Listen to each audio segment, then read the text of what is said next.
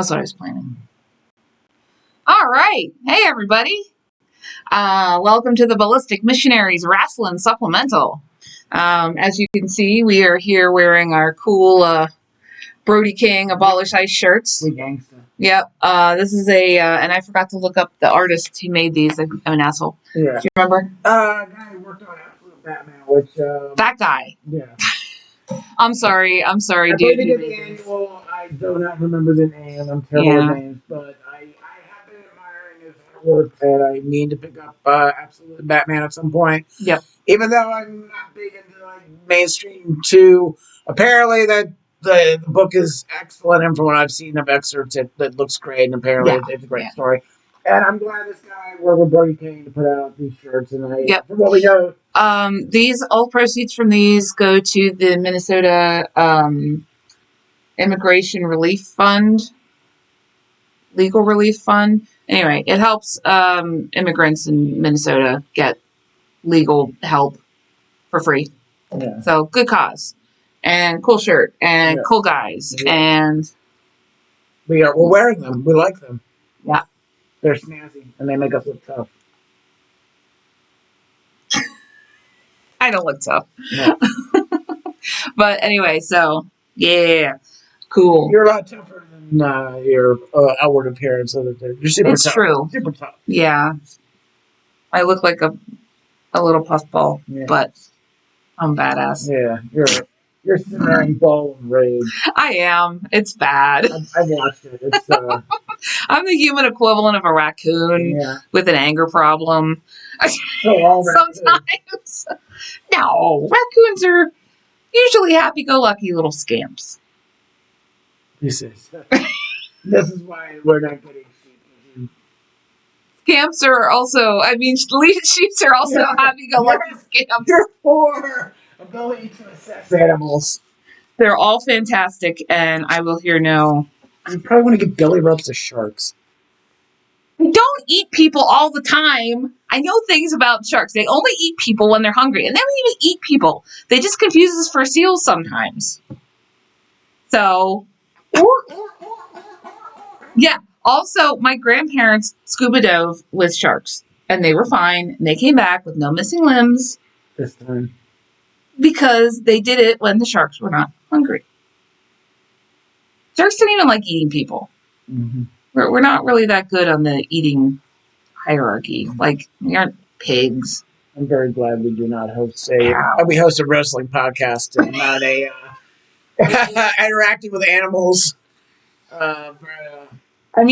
all seen the what's his name from Australia? The crocodile hunter. Yeah. No, what was his name? Steve Irwin. Yeah, you've all seen the Steve Irwin show. It's like that. Yeah, it would be like that, except, much quicker. It'll be about 10 seconds of introduction and then blood everywhere. Yeah. It's only a question of who goes first. Yeah. Anyway, we're going to talk about wrestling. Yeah. Okay, so let's start with...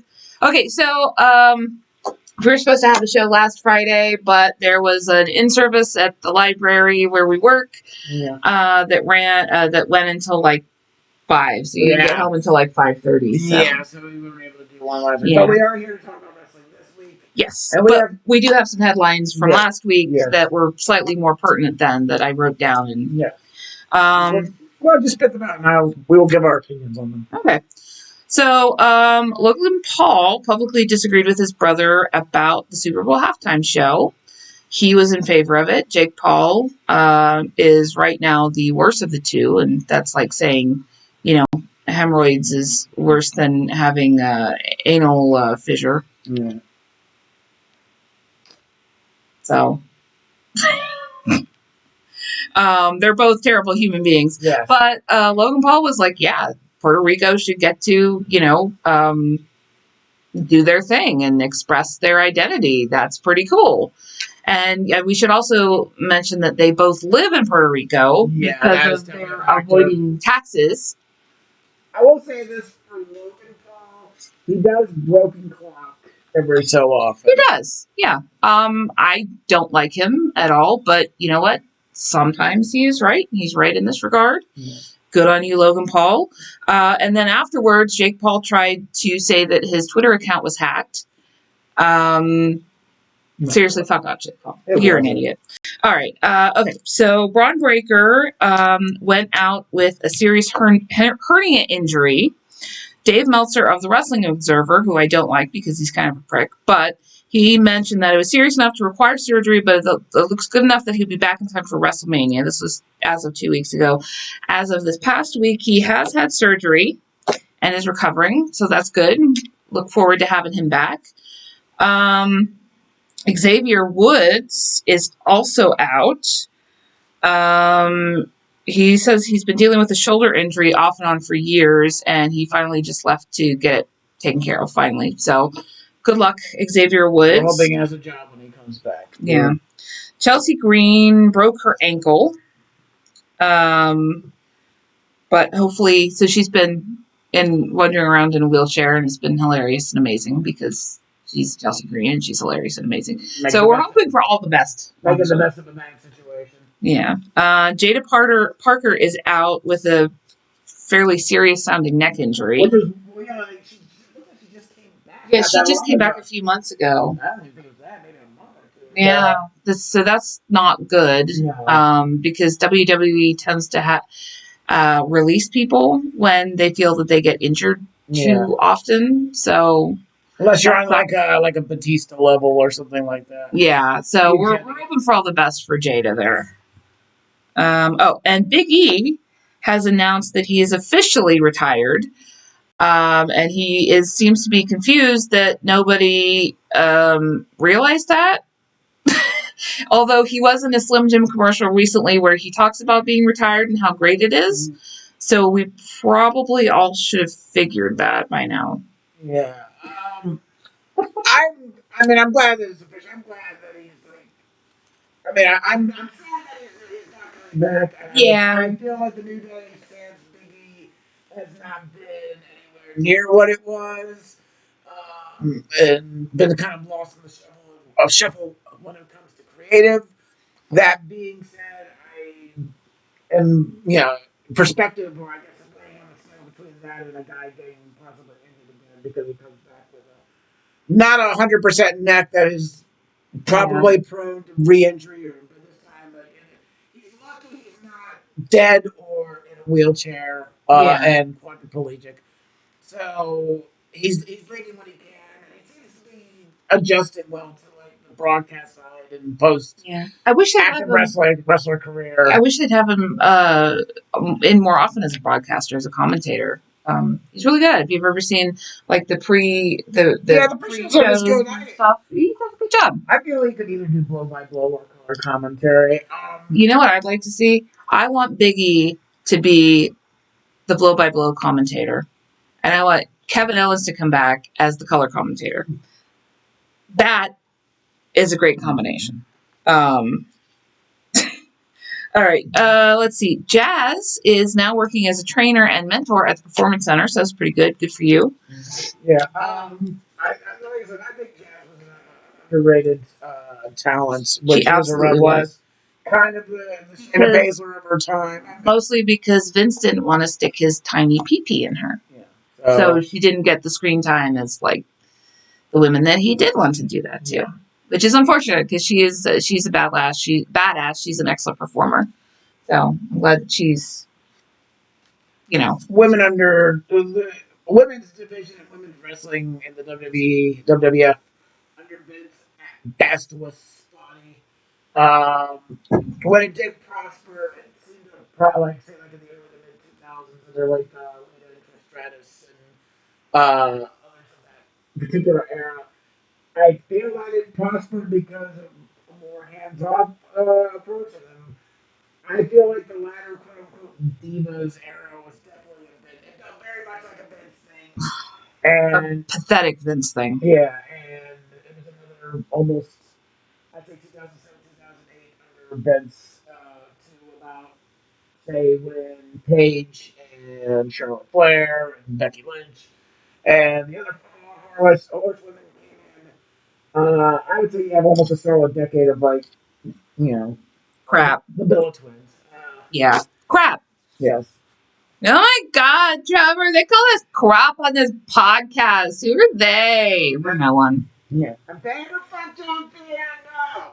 I fuck John Cena. That makes me automatically better than that. I have relations with John Cena, and you might be his son. I don't know. I'm not gonna stupid paternity test. Everybody knows bullshit. I have proof. You look like you're like this. I don't know. Need another Chardonnay. I'm the greatest woman runner of all time. I'm a twin, you know. Our Nikki Bella impression is never not funny. And we just have so much material. It's hilarious. I don't care if you guys don't like it. I think it's funny. I ever see my sister, I see her every day when I look in the mirror because we're twins. Oh my God. I discovered a new science thing. Trevor, I'm a genius. Trevor, where are you? He's hiding from you. You better not be calling Trump social services again. I'm not making them cookies this time. I'm not going to show my tits again. Okay, moving on. Moving on. Anyway. Do you want to talk about Kevin Nash and Javon Evans? Yeah, I do. I mean, I don't, but I do.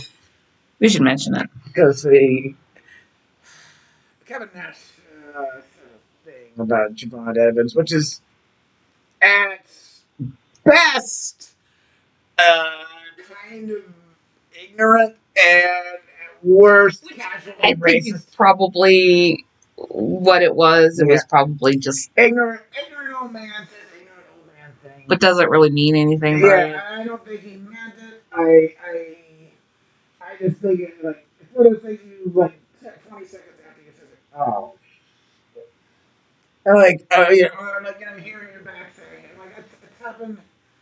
Again, I'm not excusing what he did. Like, and he definitely should be held accountable. There should be accountability for what he said. But as to the content, basically on his podcast, Kevin Nash talked about Javon Evans. He did say some positive things about him. That he was one of the best athletes that WWE has some of the most innovative offenses and skill sets of anybody there. But he wished, I'm quoting here, well, I guess paraphrasing would be more like, wish he were less Mr. Bojangles and more of an urban edge. Which, yeah. Every white person out there should be making this face. Yeah. Like I said, in best he is using incredibly antiquated language, which has been disproven years, if not decades ago, as being dog whistling for he needs to be more black. Like, yeah. And the funny thing was, when Dan read that to me, I was like, why does he want Javon Evans to make chicken? yeah, I was like, that's because there's a chicken place. That's not great either. That has connotations. That's also terrible. Yeah. But yeah, no. Mr. Bojangles for those days.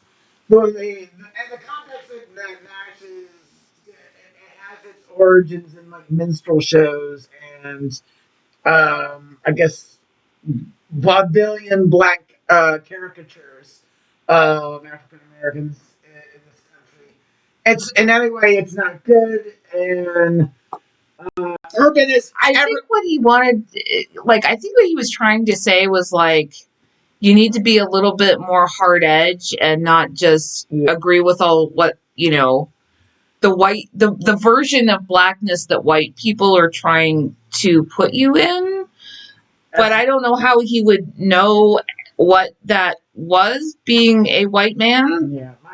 Well, he also said that it's coming from a 66-year-old Detroit white guy. And he has apologized, saying I didn't really mean it the way that people are thinking I did. I didn't. That being said, it's generally I'm not excusing the man. I'm just trying to come up with pathology in my head And he did apologize, He did try to apologize and try to explain, what he meant. And, Kevin Nash is not like a hateful, bigoted, racist guy. No. I think he just kind of messed up this time. Yeah. He put his foot in his mouth. Oh, he definitely put his foot in his mouth. He got nasty. 16 feet in his mouth. But I'm willing to give him the benefit of the doubt that he did not, he did not have malicious intention. It was still, I don't think he did. It was casually racist, casually low-key racist, and that's not good. No. But I feel that man realized he did wrong and wants to atone in some way. Yeah, and like I said, he did try to apologize and explain stuff, but all right. Okay. Dynamite last week. There was a little bit, speaking of the shirts, there was a little bit of a kerfuffle because people were like, why isn't Brody King at this arena? I can't remember where they were at, but then people were saying that the network didn't want him going there. Warner Brothers Discovery, MJF also wasn't there, but then it came out afterwards that the network was like, no, this was because of the fuck ice chants that people have been doing because of, all of the stuff with Brody King being against ice. So a bunch of people were saying that the network didn't want him on the show because of this. They were trying to avoid it. The network came out and said, this has nothing to do with us. Although something interesting did happen, that a fan who was wearing a Fuck Ice t-shirt or an Abolish Ice t-shirt, one of the two, was denied entry into the venue. So we're kind of wondering if it was like a venue decision. I would hardly think it's a venue decision, just in the idea that. But then why did they not let the guy in? Yeah. Because of his t-shirt. They said he had to change his t-shirt. Yeah.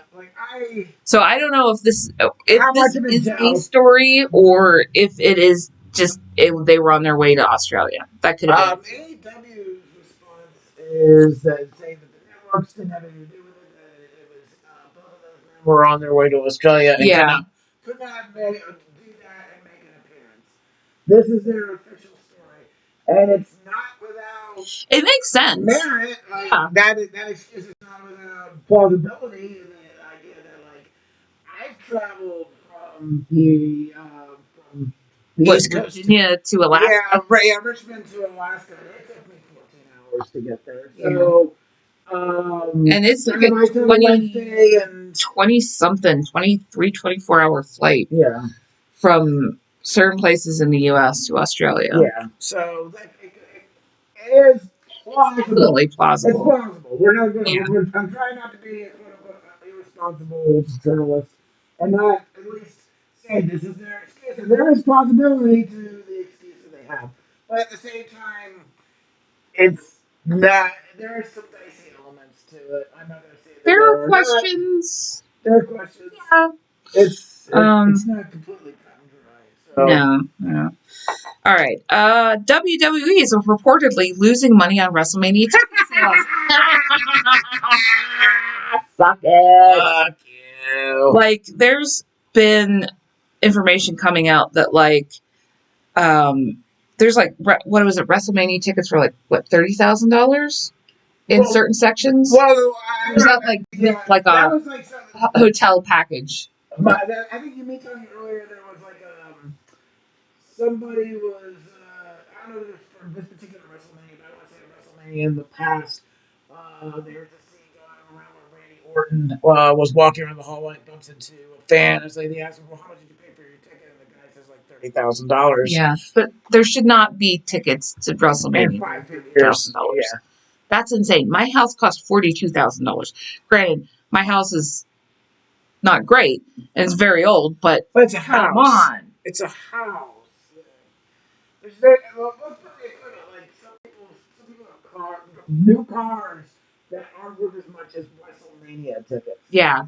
There needs to be a certain amount of perspective there. This is if this is the extreme, what is the norm? And the norm is basically they have less shows, and I want to say a large part of this is a TKO decision Yeah, I don't think this is the higher ups or I don't think this is. I think most of this has been TKO just trying to wring the company dry for wring the fans dry for all the money they can get out. Yeah, because this is apparently the same formula that they use for UFC stuff. So they have strategic events that they sell for way goddamn too much, and then the rest of it nearly bleed the merch and other forms again what they do with ESPN just bone dry.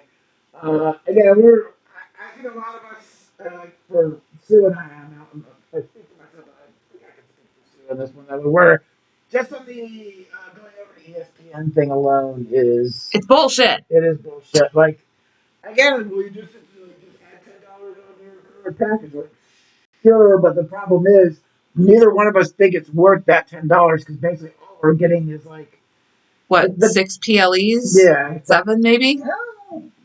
One a month. So okay, 12. I still don't think 12 is worth that. What about AEW? I don't think AEW is worth that either. Yeah, I feel like I'm getting an entire network worth of stuff. I want more than 12 PLEs. It's ESPN. Neither one of us like sports. But at the same time, we're also paying for Netflix. Yeah. To watch that. Yeah. It's also on CW, so if you want to watch it live, you have to pay for CW. No, CW's free. Why can't we watch it live?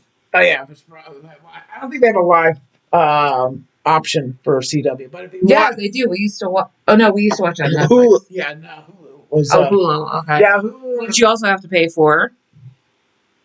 Actually, you have to pay extra if you want to watch live events on Hulu, and it's like $40. Yeah, something like that. And then SmackDown is on USA. Yeah, USA. So you can't watch that without a cable package. Yeah, or Sling. I don't think. Or Sling package, which is like $90 a month. Yeah. So it's not just the extra $10 to watch the PLE. It's all of this. Yeah. Add up all of those things. Where at least before under Peacock, when it was all when it was all the WWE network, that was when it was great. $10 a month. You can watch Raw. You can watch SmackDown. You can watch NXT. You can watch all the PLEs. And there's an enormous library of past material that you can watch on top of that. And it was great. There's a term that gets thrown around, and I definitely feel like it applies to WWE's enshittification, where basically it opens up with this great package. I think a lot of social networks fit under that as well. But definitely the WWE experience in the last 5 to 7 years. Again, when you had the WWE network, everything was under one banner. You get all this stuff. It was great, and it was a great price, and everything was affordable. Now it's like you're popping, your average fan that just to watch all the programs is popping what?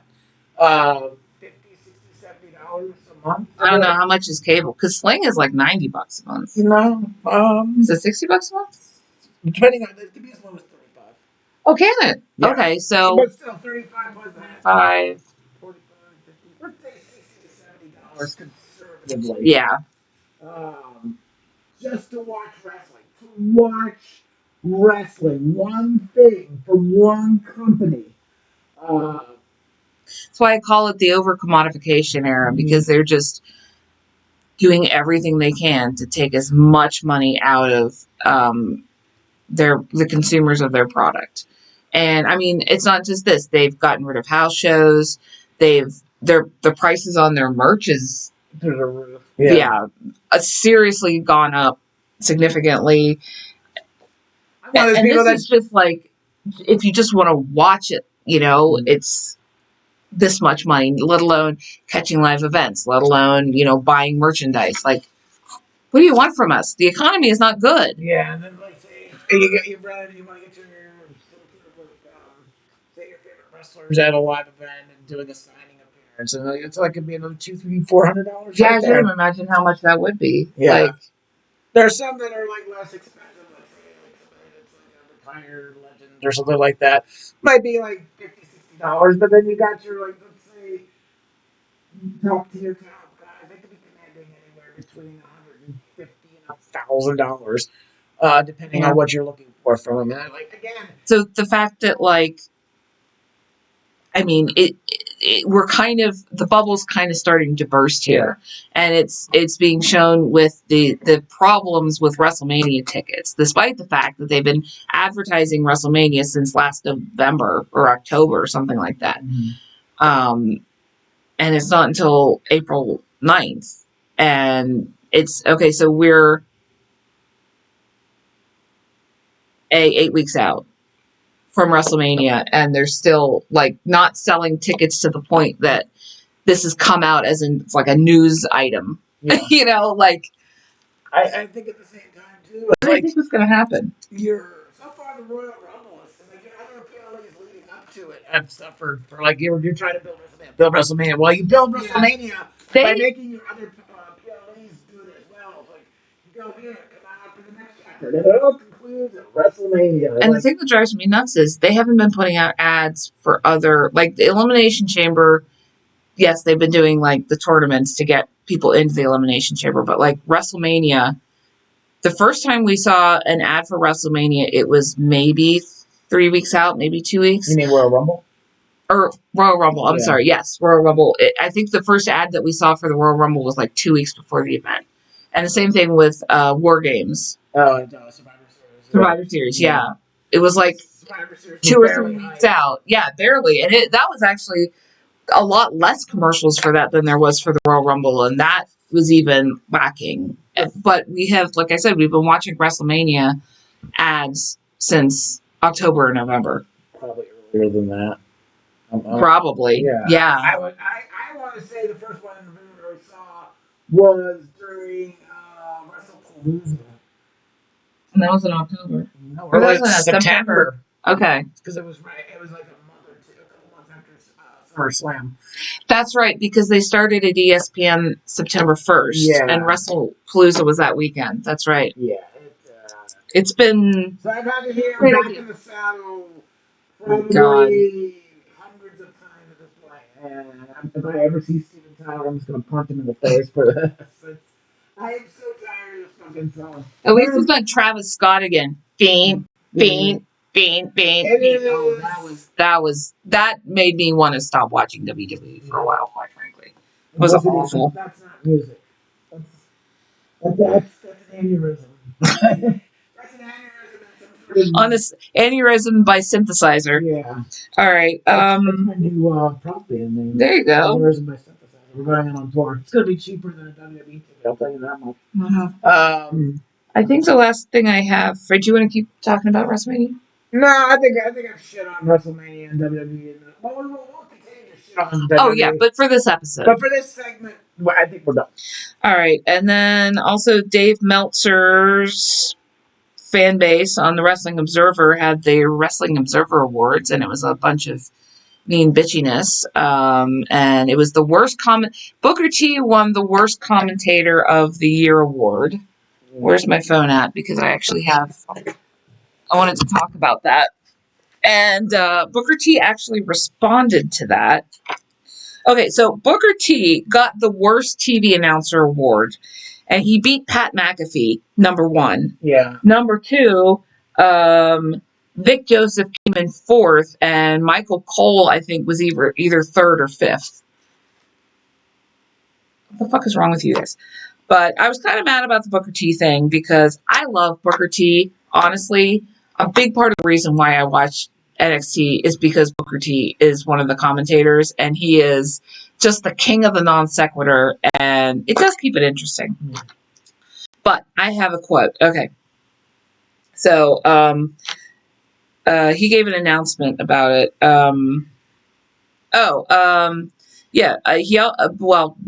Paraphrase in an article is about how Vic Joseph should be nowhere near a list like this. And he's right. Look at that. Are these? Can you back up for a second? It says here, Pat Mac, 123 votes. So who's voting on this? And why should I care? The people subscribe to his newsletter. Okay, so it's like fans, subscribers, 123 fucking fans. And I'm supposed to go, this is supposed to be national fucking news? Fuck you, smart marks. That's the nicest term I'm going to use for you. You're a bunch of elitist fucking snobs. Yeah, they are. Go eat an entire bat of pickled dicks. Don't want to just. But anyway, he talks a lot about why we have this reaction, quite frankly. For a word like this to even be out there is asinine. There again, Dave Meltzer, anyone at the Wrestling Observer knows what it takes as far as what that job entails. He somehow finagled his way into being called a wrestling aficionado, a wrestling historian, whatever. No dig on that or anything like that, but something like this is redundant. It makes no sense. It really doesn't. Me personally, I don't take a knock. That's just Dave Meltzer taking a shot at me, probably because of what happened on the Jericho cruise. A lot of people don't know that story. I cornered Dave Meltzer and I told him I would rip his ears right off his head. That's what I said. That's what I said. And Dave Meltzer was quite frightened. I'm sure if Dave Meltzer was to see me in public, and anywhere in public, he's going to walk all the way around my surroundings. He's a guy that I wouldn't even say I hate him, because hate is a really, really dark, evil, nasty word, and I don't even want to go there. And as far as saying I hate a person or anything like that. But Dave Meltzer is literally a scoundrel of an individual. He really is. He's a guy that's really sucking the life out of this business. It doesn't bother me at all, but I do appreciate people coming to my defense and really shining a light on what I do. I remember being a young wrestler and being in the ring, and the commentator wasn't really getting the match over properly. Excuse me. I remember that. I know what wrestling is, as opposed to a lot of people who've never done this. One of my favorite commentators was Joey Styles. Joey Styles brought so much flavor to commentating. He made it so fun to watch if you were a fan watching it. I don't blame the students, I blame the teachers. And I never blame the students. And Meltzer's got a lot of people that's following him, that's listening to him. And when you've got people listening, they're willing to agree more likely than disagree.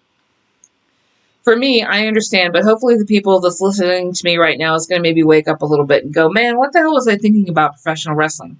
When you take the fun out of professional wrestling, we've lost it. We really, truly have if we take the fun out of professional wrestling. For me, I don't give a damn about what people say. I was supposed to have this job for 3 months, and it's going on 5 years now, so I must be doing something right. I'm going to just keep having fun until they tell me, hey, Book, it's time for you to go. That's what I'm going to do. Let's see how many other stars become superstars in the meantime. That's the way we'll rate this system. How about we do it that way?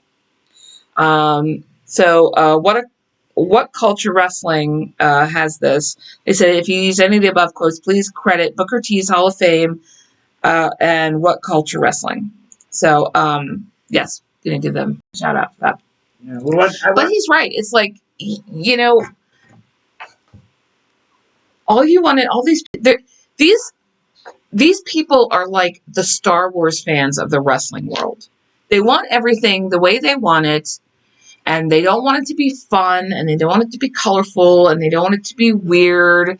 They just want to rip all of the fun out of it. And you can't do that with professional wrestling, because at its core, professional wrestling, and I mean this in the most positive use of the term, is completely ridiculous. It's absurd. It is. It is absolutely absurd. And it's fucking amazing and wonderful and weird and kind of nuts. But it's fun and all of that. And if it's not fun, then what's the point? Like, you should just shut the hell up and enjoy it once in a while and just forget being it. Like, because I consider us smart marks. And we make fun of stuff in the wrestling world, but at the end of the day, still there watching it. We're still there watching it. We're still there cheering people on. We're still there being surprised by heel turns and face turns and having random people show up. That's part of the reason why we like the Royal Rumble so much, because you never know what's going to happen. It keeps you on your toes. And it's like, at the end of the day, we criticize and we make fun of people sometimes, but at the end of the day, we are on all of their sides because they are doing amazing shit. Mm-hmm. And they are in a world that is, fundamentally just an entertainment art form. And, that's got to count for something. You got to keep things fun. You got to keep things. Anyway, on that note, at keeping things fun, the Becky Lynch put out. Oh no! Please go ahead. I'm sorry, I didn't mean to. Yeah, I think honestly, there's a lot of smart marks out there. There's a lot of hardcore fans. I think there's a lot of people that want it to be absolutely serious, because I think as kids they got the whole thing as wrestling's not real, but it's just a bunch of like carnival circus bullshit, and I think they want the seriousness in there because they want some sort of validation of what it is that they do. Yeah. Rather than just going in the other direction, just embracing the absurdity, embracing the silliness. That's what I did. The latter part of that. Like when I was a kid, I thought wrestling was real. Yeah.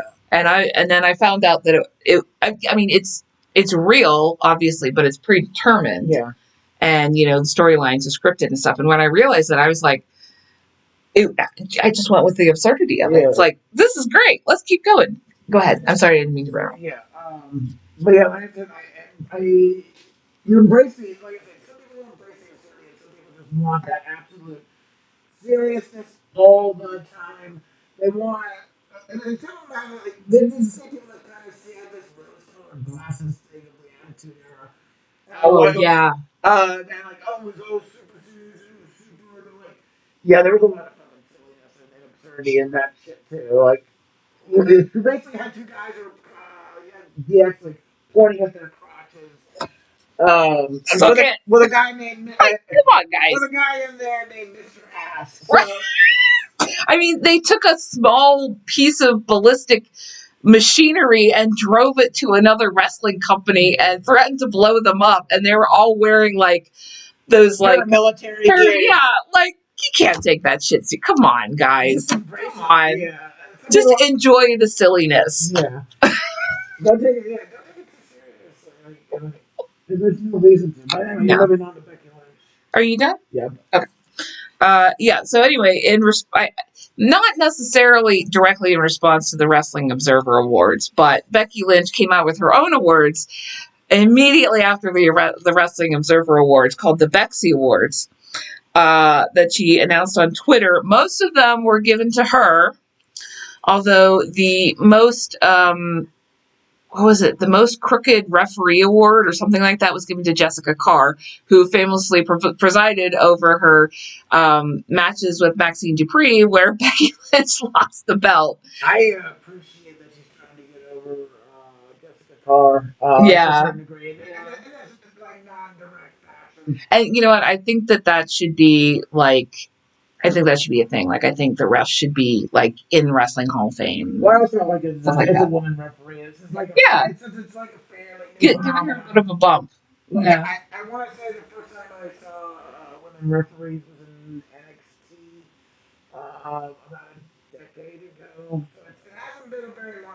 That might have been about some dating back earlier than that. But I mean, that's when I first started seeing women referees. Mm-hmm. And I think I see it as an improvement on the industry. Yeah, definitely. As a net gain.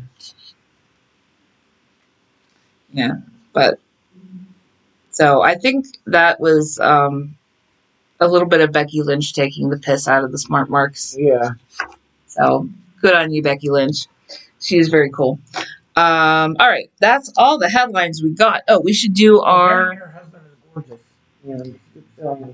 Apparently, yeah. And Sports Illustrated and the Wrestling Observer think very well of her. Yes. That same Wrestling Observer we were just shitting on for the last 15, 20 minutes. But Sports Illustrated says that she's the best women's wrestler. Yeah, so. But honestly, like, smart marks, if you can't find the fun in this, go watch UFC. Yeah. Seriously. Go watch boxing. Yeah. There's nothing wrong with it, but, the absurdity and the fun is part of what makes wrestling great. It's what makes wrestling wrestling. Like, they don't have, their actual serious matches. It's fine. Go watch them. Anyway, we should do our trivia question from 2 weeks ago. Who did Hacksaw Jim Duggan eliminate from the first Royal Rumble match in order to win? Are you making fun of my writing? No, I was just doing AI voice. Oh, okay. You guessed the one-man gang. You were right. And in fact, our friend Jim, who I went to high school with, actually, we all called him PD, but Jim Naylor, who's in Ohio now, unfortunately, and not the best state of Pennsylvania, he guessed One Man Gang on Facebook. So way to go, Jim. Pennsylvania's the best state. Yes. What about Maryland? It's not the best state. Okay. You're now in the best state. You should just enjoy it and stop thinking about the bizarro flag cult of a state that you came from. What about Virginia? It's got Richmond. Oh, Virginia's pretty cool. I like Virginia. Okay. But it's not Pennsylvania. Yeah, okay. Yeah. Anyway, all right. So they have Lee's fried chicken. They do have Lee's fried chicken. Lee's fried chicken is so good. So we need Lee's fried. Oh, sorry, Wiggy. I just threw a paper ball at Wiggy. All right. So far in the elimination chamber. Elimination chamber. Elimination chamber.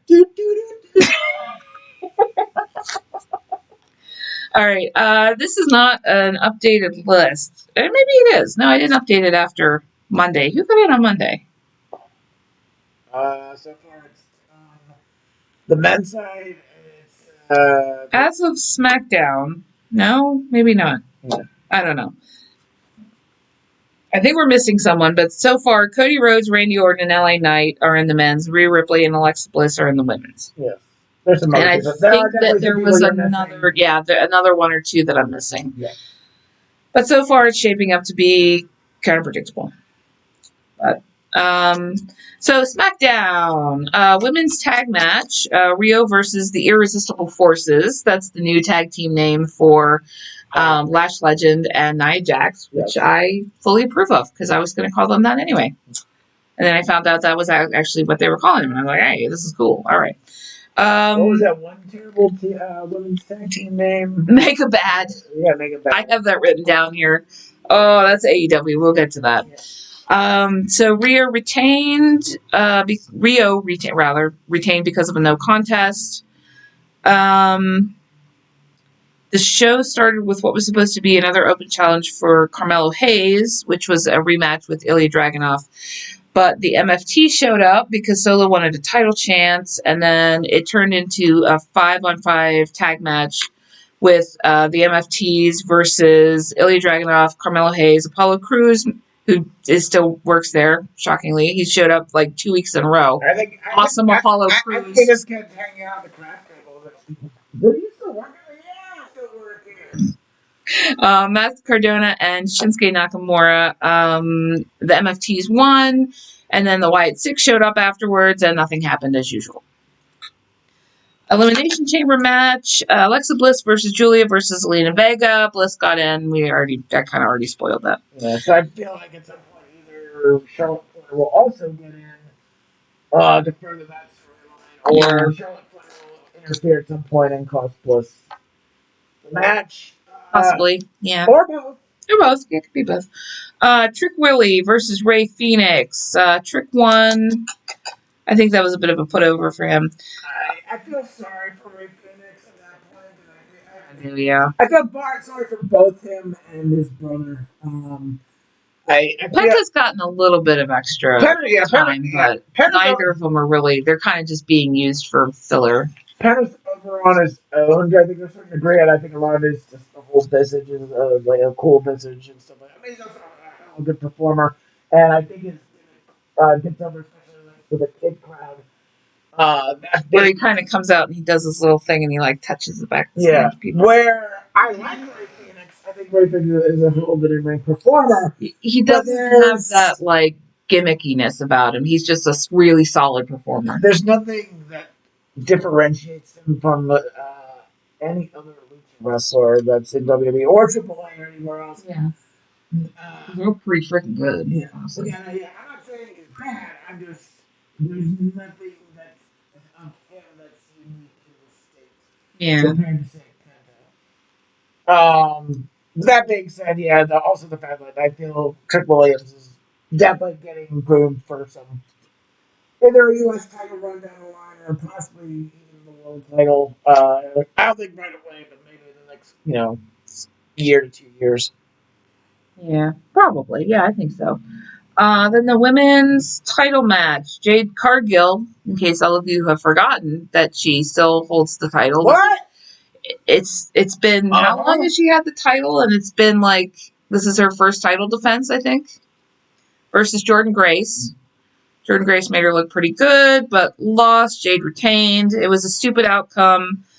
Plus, how was an actual... Oh, this is a note I wrote. How was an actual title defense not the main event of the episode? Because they had the men's elimination chamber match, and it had to be Cody Rhodes, who did win the men's elimination chamber match, which was the main event. I feel that with the Care and Liv Morgan almost being a lock deal for WrestleMania, I feel they want to get the belt off Jade Cargill and they want to put somebody strong. So I could see Rhea Ripley winning this elimination chamber and going on. So maybe, yeah. It does seem like they want to get the belt off of Jade, because this is literally... I'm pretty sure this was the first title defense since Tiffany Stratton got a rematch at it, or maybe the first one in total, and she's held it for a while now. I'm trying to think of the last person on SmackDown that held the women's belt that I think was booked strong, and I'm having a hard time. I think I gotta go back to maybe like Asuka, maybe Maybe or Io. Yeah, Io's first run. Yeah, Io's run, maybe. Io's second run was not as good as the first run. It was still better. It was like Io's first run, Io's second run, Tiffany, Jade. We also had Nia was also champion. Oh yeah, it's fair. That sticks in there. Yeah, I'm remiss to figure out like the last strong champion, a women's champion on SmackDown. It's been a series of clusterfucks and poor booking on good material. That being said, I can see where you could put somebody like Rhea, because Rhea, at least on the stats on paper, would be the most credible threat to somebody like Jade Cargill. Definitely, yeah. In reality, she's not that good. She's not. I feel that she looks better than she wrestles. She looks like she should be a powerhouse in the ring, but she is not. She's not a good wrestler. She gives me Lex Luger vibes. Yes, definitely, yes. I don't think she's as shitty a person as Lex Luger, but definitely, ring-wise, yes. Like, she looks like she belongs there, but she doesn't move like it. But, yeah, anyway, men's elimination chamber match was the main event. Cody, Sammy, Jacob Fatu. Cody and Jacob Fatu went after each other most of the match. Sammy kind of just got kicked out of the ring, and he was an afterthought, which he has been a lot lately, and that's not cool. Cody won it. Of course, Cody won it, and Cody's in the elimination chamber. Why, are you shocked by this? All right. Yes, sir. Just SmackDown and Raw are going to be your last minute entries or something like that. Probably, yeah. All right. Then on Raw, the Usos' music starts for the promo, but they were interrupted by Paul Heyman. And they literally just kind of stood in the crowd on the steps on the way down and for like 10 minutes while all this stuff happened in the ring. Austin Theory is mad. He told Adam Pearce he should have won. Heyman wants Bronson Reed in Chamber, and Adam Pearce is like, okay, that's fine. LA Knight comes out. This is the best part. He called Logan Paul a broccoli-headed bitch. Yeah.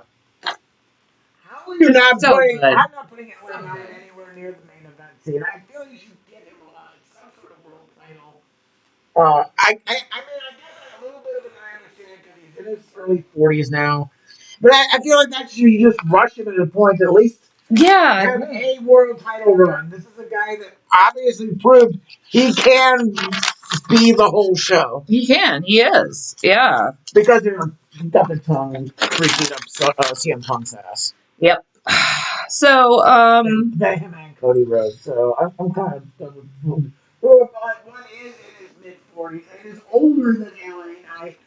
So I guess they're getting their value out of Punk until he, gets tired of the whole thing. And Cody is like, he's a cash guy. He's their number one. He's the golden child. But at the same time, LA Knight gear sells. His merch sells. He is so over. He gets a regular pop in the ring. Yeah.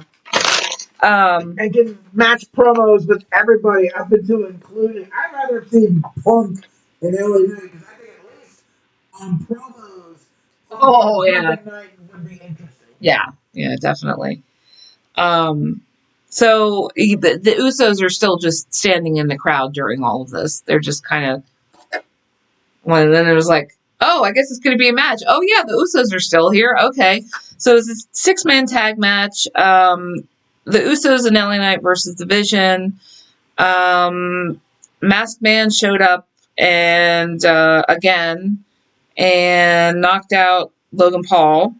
So good job.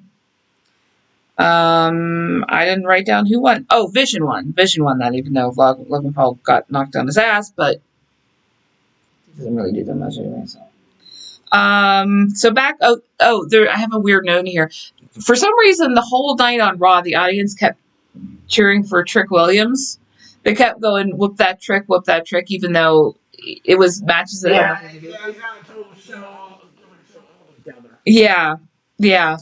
Like, they wanted, I can't remember where they were at, but they're big Trick Willie fans. Yeah. That's cool. All right. So Big Mystery Crate shows up backstage, says don't open until 2/28, which is the date of Elimination Chamber.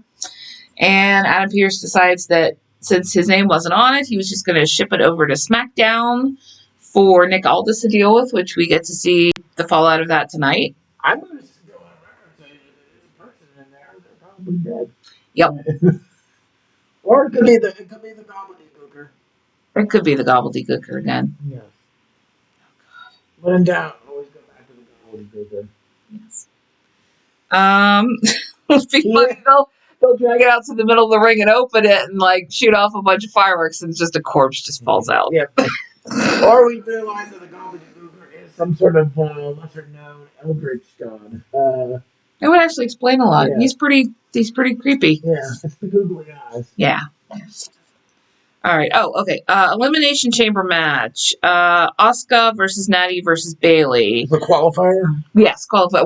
Whenever I say Elimination Chamber match, I mean the qualifier matches. Thank you. Yeah, we should definitely make that differentiation. But that was a really good match. I would say the good thing about that is one of the very few where you wouldn't right away pick somebody out. Yeah. I could have said any of those three people. I wanted it to be Natty. I did too. I really wanted it to be Natty. I kind of wanted to give her some sort of. I feel like any place I could have tested her out elimination, like giving her a good spot to Elimination Chamber. Oh yeah. Would have been it. Yeah. I'm digging this new thing that she's doing. Where she's like actually her badass self. Yeah. Where she was at like blood sport matches and beating the shit out of people without breaking a sweat. You know, like Natty is like a legit badass. Natty is a legit tough guy. She's the only woman to graduate from the Heart Dungeon. So yeah. That alone is, not to mention, like, you're being trained by your grandpas, and your grandpa is Stu Hart, and Stu Hart has a reputation for being one of the most brutal trainers. Yes. In all of professional wrestling schools. Yeah. And and now she just kind of comes in and she does little spots and stuff. But I want full Natty Unleashed here. You know, I want her unleashed in the WWE, like she is in those Bloodsport rings, man. Maybe not quite that much. You know, it's still wrestling, but I want her to be a monster heel. I want her to go up in a match against Nia Jax. You know, like a no holds barred street fight against Nia Jax or somebody like that. Or Braun Breaker, or Bronson Reed. Yeah. I don't care. I want her to be able to really stretch her legs in this new persona. But Asuka won, actually, Asuka. That's also good. I would have had no problem with any of those three people. They're all any of the three. I'm with you. They're all great technicians. Definitely, yeah. CM Punk came out and blathered a bunch. Finn Balor came out with Dom and JD. Oh, JD's back. Chupa Chups is back. Yay! I will give, we did laugh at the one part where CM Punk said he could barely get his head in the ring. And everybody in the audience starts doing chants with bobblehead. Yeah. And Dom could barely control it. Yeah, because there was a moment you can kind of see it. People like he kind of looked over and he was like, "Don't laugh." They were. It was the "Are you feeling oozy" of 2026. Yeah. Because there was a minute earlier where they were they showed some footage of him in a 6-man tag where they were doing bobblehead things on JD. Or giant head. And, and basically Dom is like laughing his ass off. Like I nickname him Chupa Chups because he's got like a big lollipop head on a skinny body. Yeah. But yeah, bobblehead works. But the human Funko Pop is also yeah. So there's still this storyline with Finn Balor, possibly going face, and he's kind of resisting. But I feel like this is where they're going to go with it. And I like CM Punk wants him to ditch the Judgment Day and be face, and so they're like doing this angle with Finn Balor and CM Punk, and it might actually be pretty good. I'm kind of curious to see where they go with it. I think it'll be really good. To be perfectly honest, I actually like JD McDonough more than like Finn Balor or CM Punk. Even Dom Mysterio, I think JD McDonough is kind of like the fall guy for the Judgment Day, but he is like one of the most fantastic wrestlers in the company, in my opinion. I feel that's a guy that could at least be a great Intercontinental or U.S. champion. I feel like he should be competing in those rounds. Oh, he should be, yeah. But unfortunately, right now, Dom is the champion, so I don't see JD getting up. I feel like you're going to have to break up the Judgment Day at this point, or at least reprioritize what everybody's supposed to be done. Maybe put Dom in the world title scene. Although, at this point, I feel we're on a slow moving, and I've said this 2 or 3 times about the Judgment Day, a slow moving implosion. Yeah, very slow moving. Finn possibly turning face, and Raquel and Liv maybe breaking up as besties. Yeah, between that, I feel like the Judgment Day may slowly be on its way out. But again, I've said that like 3 times. I've been saying that for a bit, but it still feels like that. They're just taking their own sweet time. This faction has managed to survive, I would have said, 3 years longer than I thought it was going to survive. I remember they kicked Rhea and Damian Priest out. I thought that faction was done. Yeah. Especially for what was left, which was like... I mean, I thought when Liv Morgan came back, okay, this is definitely the end. She's going to come back and she's going to... Nope. So the fact that it's managed to survive, I would say at this point, 2021, 3 years, which is like old, but like extreme old age in terms of factions. Yeah. You're pretty much, it does astound me. So like, and like the guy who started the faction is not even with WWE anymore. Yeah. We've gone through several quote unquote, they say they're a collective, but there's always been somebody that you kind of point to as attached to leader. Yeah. Whether it's been, originally it was Edge, and then it was a split between Rhea and Damian, and then it became Finn, and then now it's kind of, and then it was kind of Dom, and now it's kind of Liv and Dom, and yeah, maybe Raquel, if she wins the title, there might be like a butting heads for running the faction. Here's something I can see down the line. Liv wins the title at WrestleMania, and then Raquel wins the Money in the Bank a month or 2 later.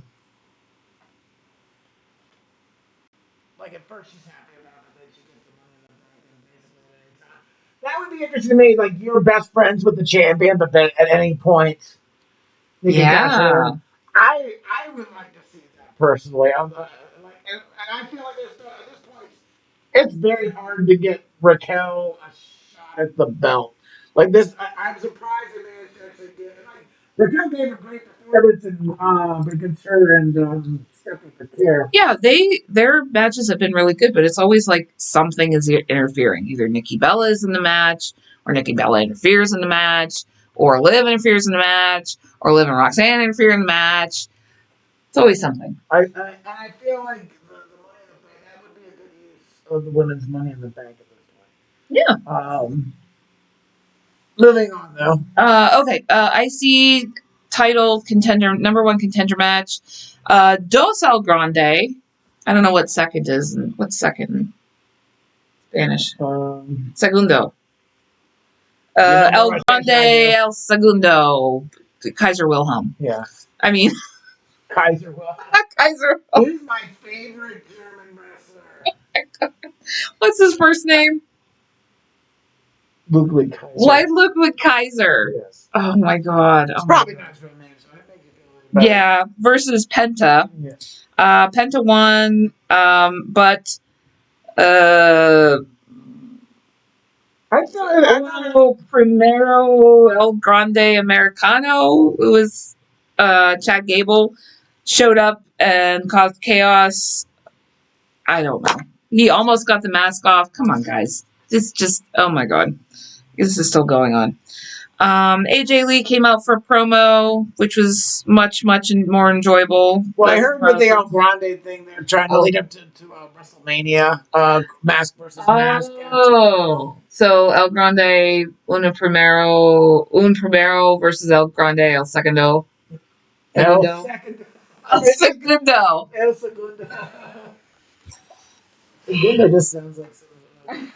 Okay, so we had a lady who primarily spoke Spanish come in, and she was trying to find some books on English phonetics, and she had it written out on her phone. It like auto-translated for her. So we were trying to help her, and my mind just like went blank on Spanish, and I was like, what do I say? And it ended up Mary kind of got her downstairs. We kind of put our heads together to try to find, you know. Did you constantly refer to yourself as El Jefe? No. Oh, that is a missed opportunity. No, because Jen was there. Our actual boss was there, so I couldn't call myself El Jefe. Okay. Because she's El Jefe. Or La Jefa. I don't think that's the thing, but that doesn't sound good. So I told my one coworker, I was like, oh my God, I was trying to I can't think of any conversation in Spanish. I haven't been keeping up with my languages. I'm like, yeah, but I'm not good at coming up with conversations in English either, so that's maybe it's just me. But anyway, I'm just going to keep quiet over here. Anyway, all right. AJ Lee promo, which I always look forward to far more than her husband's.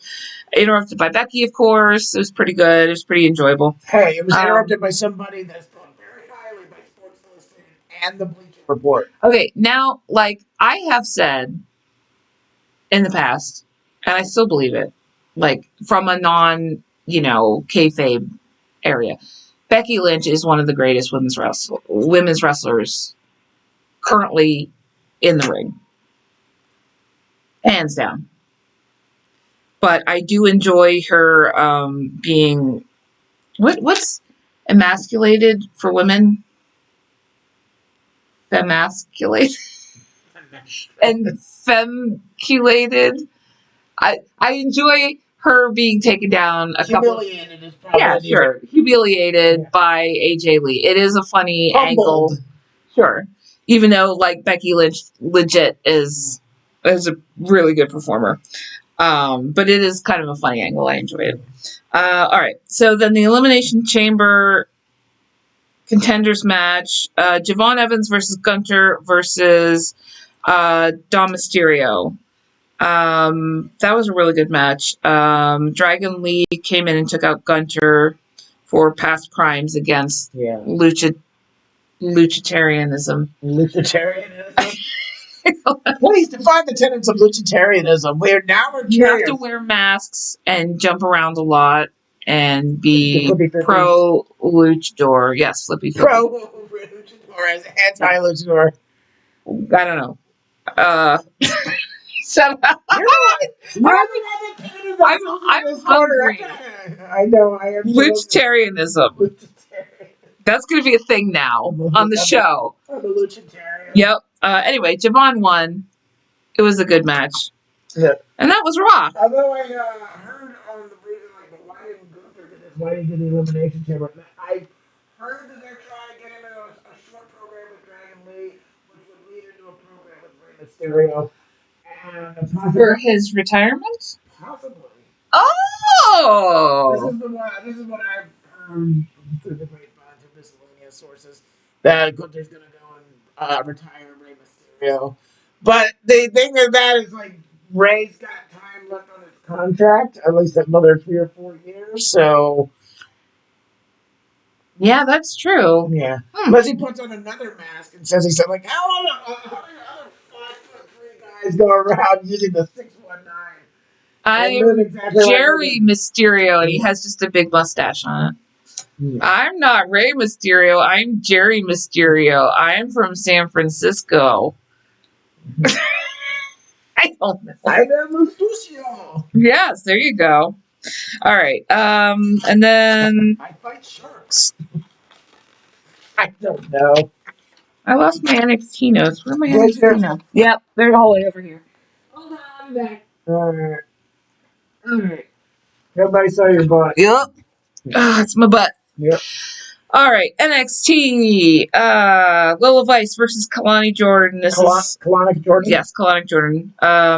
Also Lola Vice. No. I'm locked in. Yeah, it turns out he actually is Latino, so he's allowed to say that, and I'm not. It's 12% funny. Yeah.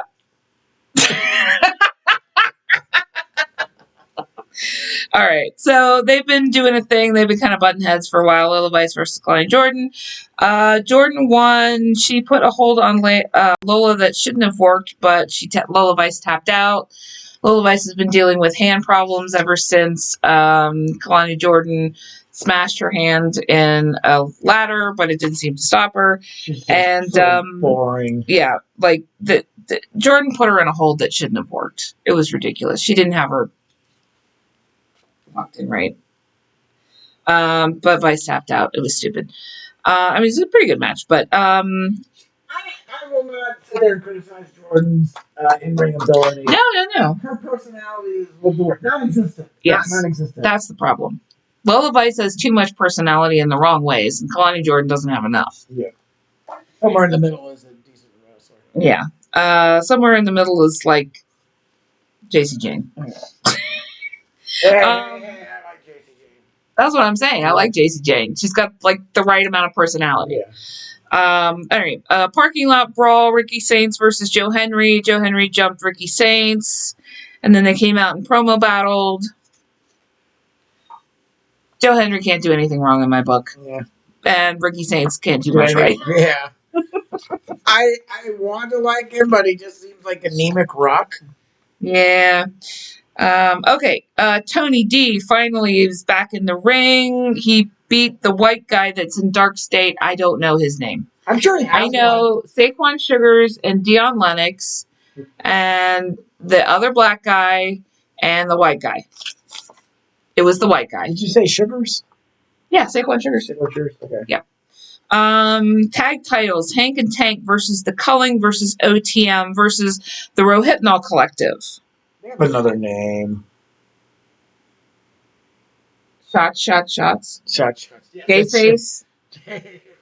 I don't know. What the hell is her name? I don't know. You guys know who we're talking about, right? They just came over from like Evolve. You want to say Private Party, but that's AEW. Yeah, it's something like that. Yeah. So their whole thing is like, what if two guys from some sort of fraternity became Yeah, that's why I call them the Rohypnol Collective. Yeah, seriously. But Brad Baylor, the gay face, I call him gay face because it's not an insult. He just has a really small nose, and there's a weird sort of I can't remember what it was. It was some study a long time ago that measured like cis men's sexuality versus their features, and it turned out that like a significant portion of gay men have shorter than average noses. Not all of them. I don't think it was officially like these are actual scientific results. But now I say that like they have gay face. I don't think he's gay. I think he's straight. But I'm just mean. Yeah. I'm a terrible person. Yes, you are. Anyway, Brad Baylor. Oh, thank you. Brad Baylor pinned Nico Vance. Nico Vance is the non-Sean Spears of the Culling. Yeah, it's the guy that we have to. He's the guy we have to figure out like these two guys in the Rohypnol Collective. Yeah. Like, what is that, Nico Vance? Yeah. Oh Yeah, that guy. All right, so Brody King's less successful brother. yeah, that works.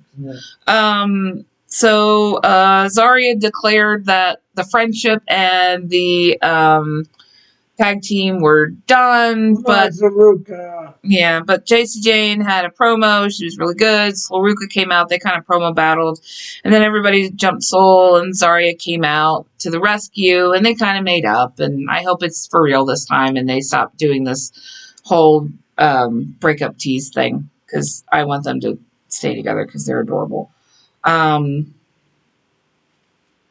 Speed qualifier: Elio LaFleur versus Eli Knight. Two pretty new guys, but both pretty good. Eli Knight is kind of like Kevin Knight's greener younger brother. Kevin Knight is in AEW. I think Eli Knight was also in AEW, but I don't remember. I think he was, yeah. Yeah, for a little bit. But yeah. It's been a bit. Yeah, but I like Eli Knight. LaFleur. He's green, but I feel like he's got potential. He's got to do something about that hair. The hair is terrible. Yeah. I just keep thinking it's what's his name from Nathan Frazier in The Mask. It does seem like that. Yeah. French accent.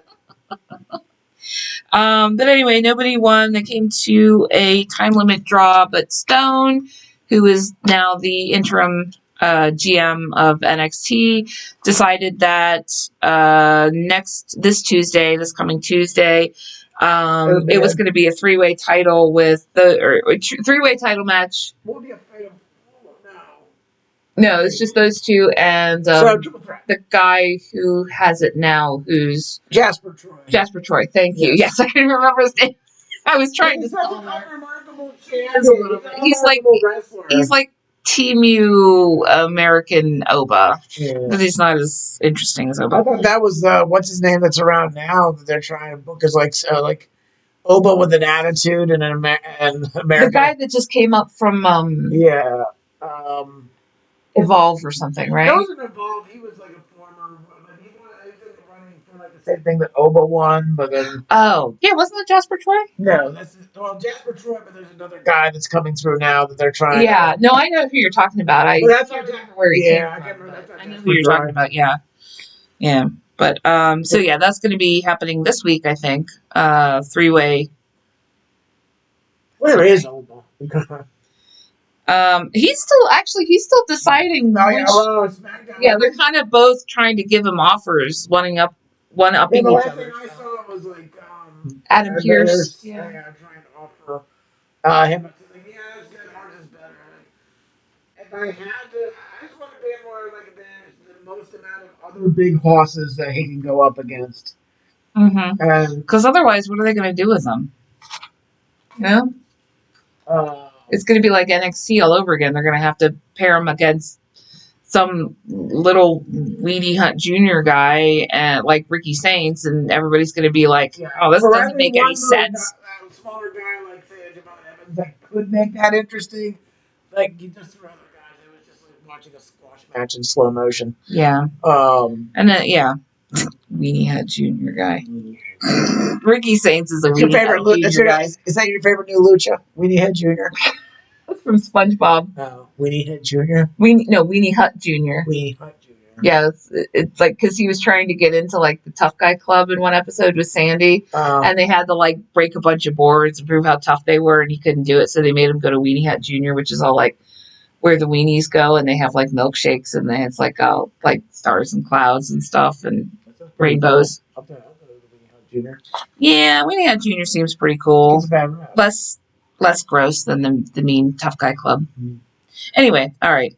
North American title match closed out NXT this week. Ethan Page versus Shiloh Hill, and it's actually a pretty good match. Yeah, it wasn't bad. It was kind of surprising that Shiloh Hill has only been officially like wrestling with the company for like a month, maybe. Yeah, I'm still trying to figure him out. I don't know. I don't know where they're going with this guy. He's not bad. He's real green still, but he has a lot of potential too. You know, I don't know what they're doing with this guy. I feel the personality is inconsistent. Yeah, like he keeps telling bizarre stories about like theoretical physics and squirrels, and I don't know what the fuck are they what are they doing with this guy? Weirdo Appalachians, really. You'd think I would relate more. Yeah. But I don't. I think it lacks a certain authenticity, even with the way that he looks, and even with the removable tooth. I think that's the problem. It lacks authenticity. Yeah. Because I am a fairly intelligent, mostly feral, Appalachian hillbilly, and I don't. It doesn't work with me. If it was more authentic, I would probably be like, yes, give this guy all the awards. He represents my strange flavor of feral Appalachian genius. But it doesn't work for me. They do exist. It's just he's not one of us. Yeah. But I mean, maybe he's just really bad at communicating. Maybe he is. Yeah, I don't know. I don't know where they're going with this guy, but we'll wait and see. He's interesting, at least. He's definitely not cookie cutter. No. He definitely has personality. He's not like a member of Dark State. Yeah. But Ethan Page won. Ethan Page retained. Sugars has a personality. He's the only one that has personality. Yeah, the thing is, he's trying to have to distribute it to the other three members, and it's like it's draining on him. Yep. Anyway, that was NXT for the week. So let's talk about Collision. Yes. Collision Grand Slam on Saturday. Opened up with a Continental title match. Moxley versus Takeshita. Went to a time limit draw. It was good. It was very good, yeah. Women's tag title match. The Babes of Wrath versus Megabad. Megabad is Megan Bayne and Penelope Ford. Penelope Ford is back wrestling. So that's back in their normal tag team, and they came up with this name, and I know I complained about it on the last episode, and it was so bad, and Dan actually came up with some better names for them. Yeah, I did. And then you said the Valkyries. That was really good. Maidens of the Hollow. That's good too, yeah. Like I said, but person list. Megabad? Guys, what are you doing? I think it was after the match, somebody new came out that was on their side that she was taller than Megan Bayne was. Yes. Who was that? I didn't write that down. I didn't. Yeah. But she was had come back into the company. I think she had been injured for a while and she was out. Yeah. And if you guys know, leave it in the comments because I want to pay attention to her because she looked cool. Yeah, and I looked it up. Megan Bayne is what I say, 5'11". She's like an inch taller than I am. Yeah. And this lady was like 6 or 6'1". And she looked very impressive. So I'm curious to see what she does. But anyway, Babes of Wrath retained. Yay! Babes of Wrath. I love the Babes of Wrath. Yeah, I'm a big fan of both Willow Nightingale and Harley Cameron on their own. And then they made a tag team. And I was just like, this is the best thing ever. Oh my God. Yeah. Anyway, all right. So Tony Storm? I don't know. Their collective power might be better than Tony Storm. I don't know. Better than, was it the Love Bombs? Yes. I like Mina Shirakawa, but she's not that good of a wrestler. I find her very enjoyable, but she's not that great in the ring. Anyway, all right. Adam Page versus Andrade. That was a good-ass match. Yeah. Page won. Oh, and then we had the hair versus hair mixed tag team match between, it was Orange Cassidy and Toni Storm versus Wheeler Yuta and Marina Shafir. Look, we all knew that at the end of this, somebody was going to shave Wheeler Yuta's god-awful head of hair. We all knew it was going to happen. But it was an excellent match. Toni Storm took a pile driver through a table by Wheeler Yuta and had to be removed briefly. But then she came back out and kicked Yuta in the dick on the way. And then they danced, punched Marina Shafir. Orange Cassidy what's that thing where you he spun her out, and on the way out she punched Marina Shafir and then spun back in and then did it 3 more times, and it was amazing. A dance routine, like a tango or something? Yeah, like like you spin someone, like you take them in like this and then you spin them out and they kind of twirl out while you're holding hands with the person. Yes. And when she went out, she punched Marina Shafir. It was so good. That thing you just said. Yes, that thing that I said. Both women had the men in holds at one point before they went after each other. At one point, Yuta accidentally drop kicked Shafir in the face. And then I have in bold, finally, someone will do something with Yuta's hair! Exclamation point. Storm pinned Yuta, and Yuta tried to run away. Mina Shirakawa came out, brought with a barber stool. Luther was dressed as an old-timey barber. People had bald signs. They were chanting bald in the crowd. Oh my God. It was a whole thing. I have one complaint. I wish they'd taken the beard out too. Just the whole way around. Yes. Yuta tried to run out of the ring, but Mox was coming through the crowd. He stopped him and talked to him and he was like, "You got to do this." It was very honorable. One thing you can say about the Death Riders, they're bad guys, but they're honorable bad guys. And then Mox forced him to come back in, walked him back into the ring. Mina Shafir held his hand through the whole thing. The crowd was chanting, "You deserve this." And then Mina took the razor. She started chopping. Everybody took turns. And somebody quoted, I can't remember who it was, but one of the commentators would be like, "We could be here all night. I'm glad we've got 2.5 hour broadcast." But yeah, it was quite a spectacle. Yes. And all right, and then it switched over to something slightly more serious, even though it was Mark Briscoe. The TNT title match. It was a ladder match. Mark Briscoe versus Kyle Fletcher. I have written down, Kyle Fletcher came out with ... something on his head. It looked like a bad piece of head jewelry in a show set in the Middle Ages with a costumer who doesn't know anything about history. So Alternatively, somebody Lord of the Rings elven head necklace. I was on something that was a throwaway design from Knight's Tale. Yes, actually, yes. That is far more accurate than anything that I have written down. Thank you.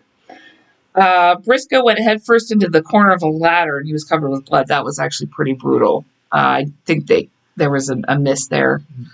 And he went like right into the corner of the squared off part at the top of the ladder. That the ladder comes out, the hinge part. It was brutal.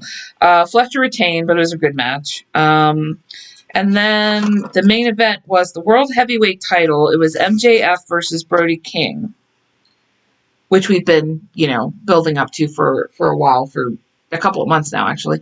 Brody may have tweaked his knee at one point. He was having a rough time. MJF had Brody in a sleeper, believe it or not. Bandito almost lost him. Bandito came out to support him, and he kind of had a second wind, and it was, I have hell of a match, though. Brody got pinned, unfortunately. MJF retained, but it was a hell of a match. I kind of felt that was the way it was going. I really did wish they pulled the trigger on getting the belt to Brody King. I would have loved it. And I still liked Paige's comment that Brody King is the most dangerous man in wrestling. I did forget to mention that. Yeah, up in the head. Okay, so when he wasn't on Collision, not this past Saturday, but the Saturday before, we did happen to notice that there was a promo battle between Swerve and MJF. Yeah. And MJF, or no, Swerve and Adam Page. Yeah. Thank you. I'm sorry. And Adam Page was, Swerve said he was the most dangerous man in the company, and MJF was like, "Look, the most dangerous man in the company is Brody King," and it was a nice little shout out. Somebody that didn't have anything to do with the conversation. Yeah, it was I guess not kayfabe. Still comment about it. Yeah, because in a way he kind of is, for reasons we already stated on the program. Yeah. Also, he's like a legit tough guy, like legit tough as shit, dude. The amount of tattoos the guy has on his body alone. Yes. More definitely. than I want to put up with. I don't have any tattoos, and you have one. I have one set. I have one on each arm. Oh yeah. But I'd like to get more. I'm just, poor and trying to run a food pantry, so my money has other places to go. Yes. Yeah, I'd love to have more ink though. Like if anybody ever wants to give me a gift of like a gift certificate to a really nice tattoo parlor, I would appreciate it. Anyway, all right. So that was actually what I want to do. My sister keeps saying that she wants to get one, but she keeps chickening out. So what I want to do is I want to get her a gift certificate and then force her to come with me, like have me drive her to the tattoo parlor to get her first one. Gonna happen. Anyway, all right. So that was Collision. So let's move to Dynamite. Opening bout was Moxley versus Mark Davis, who we have nicknamed Thick Boy. You named him Thick Boy. I'm just going along. THICC. I thought I was your Thick Boy. BOI. Mark Davis.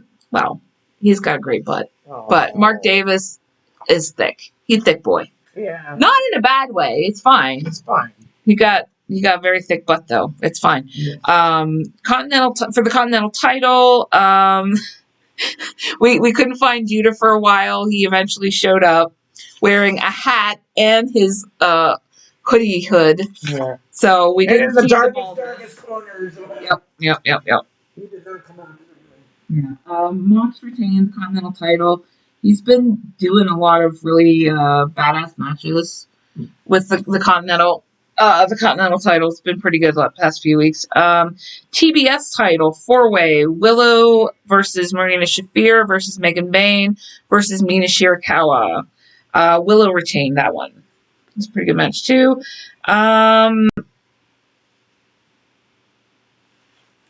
Men's title number 1 contender.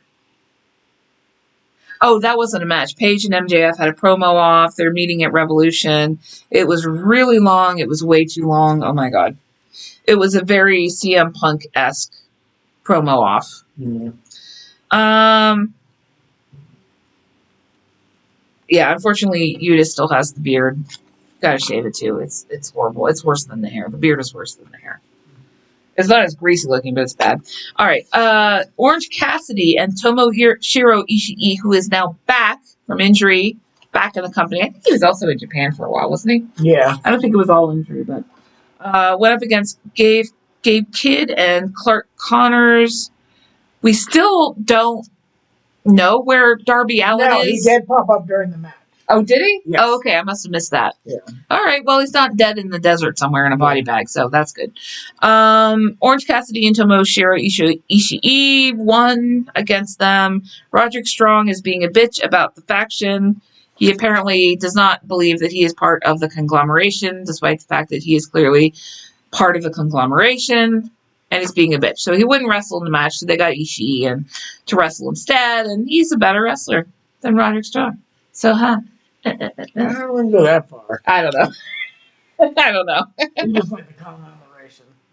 I do.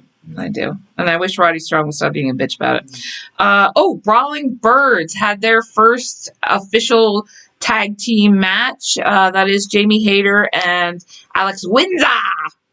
I like them. They kind of got the potential there. They definitely do. They're both very good singles competitors. They seem to work real well together. They were up against jobbers. Unfortunately, I didn't catch their name, and I feel bad about that because I always like to identify people, give a shout out, even if it is just a jobber squash match. So I apologize for that. I missed their names. If you know them, if you want to leave them in the comments, all good. Thunder Rosa is back from injury, too. So, yay! There's a possibility of a reunion. I don't think so, because the Timeless Love Bombs are now an actual, tag team.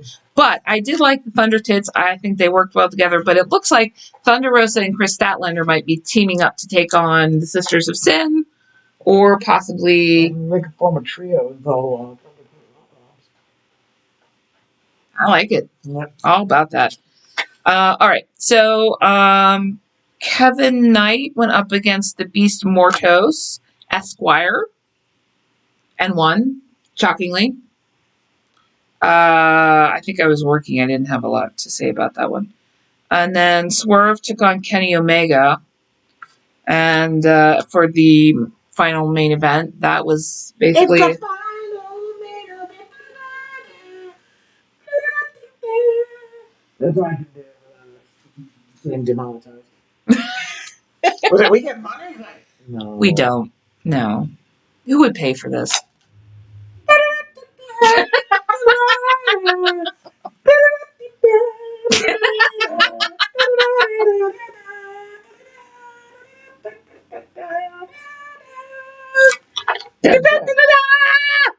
Okay. The cats are staring at us like we're crazy. We're not crazy. Stop looking at us. Thank you. All right. So main event was Swerve versus Kenny Omega. That was a fucking clinic, man. Swerve won. I slept through most of it. He did. I woke him up for the end when Swerve won and then took out a chain and started beating the shit out of Kenny Omega. But I watched the whole thing, and damn, it was a hell of a match. It was a hell of a good match. It was very good, from what I was told. Yes, it was excellent. I felt it in. All good. Yeah. All right. So that's all we got for headlines and the week in wrestling. Next week, as far as I know, we're going to be having a show. I don't think anything's going to come up like work again. But so we'll next have a show. I believe I have a setup day at for my next show, which I'll be doing in Happy Valley, which will be Saturday and Sunday. But I'm gonna try and get in there to set up tables and stuff like that. On Friday? Yeah. Are you going to be back in time to do the show? Yeah, I'll be back in time for the show. Oh. And I'll be back like you. Okay. So we will definitely be here. We'll probably be talking about Elimination Chamber, which is happening that Saturday on the 28th. Yeah. So we have our trivia question for this week. Yes. What? Wait, hold on. Let me get it up on camera here. I can't. You should see me try to use mirrors when I cut my hair. What wrestler appeared on WWE Raw and WCW Nitro on the same night, November 17th, 1997? Do you know the answer? I didn't know the answer to this one. This is a hard one. Yeah. I don't think they're just probably going to look on the internet. Don't be losers. Yeah. If you know it, know it. Go look it up. Yeah. But anyway, if you know it, leave us a comment on Facebook, on one of our accounts, or on the Ballistic Missionaries page, or on YouTube, and let us know your answer. We'll give you a shout out next week. Yeah. But we are we should probably we did start early this week. We're probably going to be starting early the next few weeks if we're able to, because it is Lent, and while neither of us are Christians and neither of us are religious, he's an agnostic atheist and I'm an agnostic. We do, however, like local Lenten fish fries, so we are going to be hanging up here and heading down to St. Teresa of the Child Jesus, which is down the hill from us, and has an excellent spread for Friday fish fries. So that's why we're going to be starting early the next few weeks. Yes, of course it had to do something with food. Yes, because we're hungry. We're hungry. We're very, very hungry. So we're going to go do that because they just opened up like 7 minutes ago. So we're going to go stop at the ATM, get some cash out, and head over there and get some fish. We want fish. So we will see you a little bit early next week, too. We want fish. Yes, we want fish. So do our cats. Everybody wants fish. They want fish. And I need to make tartar sauce. Yes. So we're going to go do that. All right. But we'll see you guys. We'll see you guys next week. Bye.